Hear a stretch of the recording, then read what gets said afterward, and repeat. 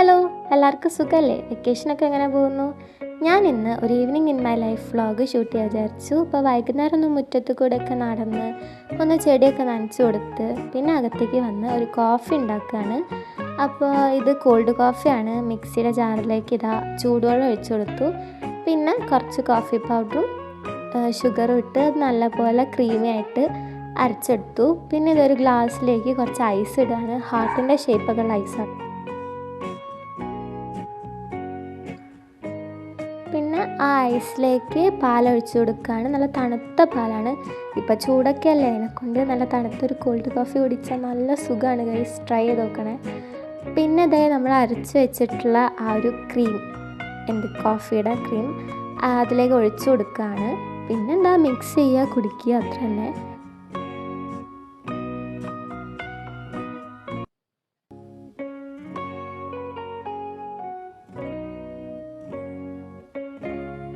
ഇതെങ്ങനെയാണ് നമ്മുടെ കോഫി വന്നിട്ടുള്ളത്. നല്ല ടേസ്റ്റ് ഉണ്ടായിരുന്നു.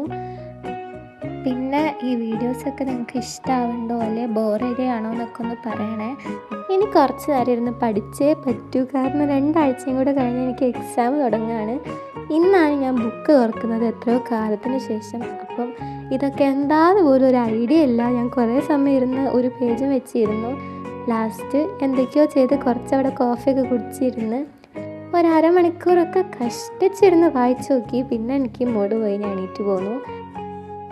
അപ്പോൾ ഫസ്റ്റത്തെ എക്സാം സി പ്രോഗ്രാമിങ്ങും സെക്കൻഡത്തെ എക്സാം മാത്സും ആണ്. ഞാൻ BC ആണ് കേട്ടോ കോഴ്സ് പഠിക്കുന്നത്. അങ്ങനെ ഞാൻ പറഞ്ഞ പോലെ അതൊക്കെ അവിടെ അടച്ചു വെച്ച് ഈ വാഷി ടൈപ്പിൻ്റെ ഓർഗനൈസർ ഒന്ന് നല്ലപോലെ എടുത്ത് വെക്കാൻ വിചാരിച്ചു. അതെല്ലാം കൂടെ ഞാൻ വലിച്ചു വാരിയിട്ടിരിക്കുകയായിരുന്നു. പിന്നെ ഇത് ക്രാഫ്റ്റ് പഞ്ചറാണ്. ഒരു എല്ലാവർക്കും അറിയണ്ടാവില്ലേ. ഫസ്റ്റത്തെ എടുത്ത് ചെയ്ത് നോക്കി, പാളിപ്പോയി. പിന്നെ സെക്കൻഡത്തെ ഈ പഞ്ചർ കൊണ്ട് നമ്മളൊരു പൂ കട്ട് ചെയ്തെടുത്തു. അപ്പം അതൊക്കെ ഓർഗനൈസ് ചെയ്ത് വെക്കാൻ വിചാരിച്ചു.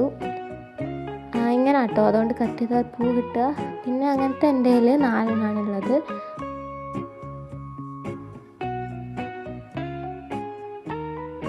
പിന്നെ ഇത് സ്റ്റിക്കേഴ്സാണ്, അതുമൊക്കെ എടുത്ത് വെച്ച്. പിന്നെ എൻ്റെ കയ്യിൽ ഇതേപോലത്തെ 2 വലിയ ടൈപ്പ് വാഷി ടേപ്പ് ഉണ്ട്.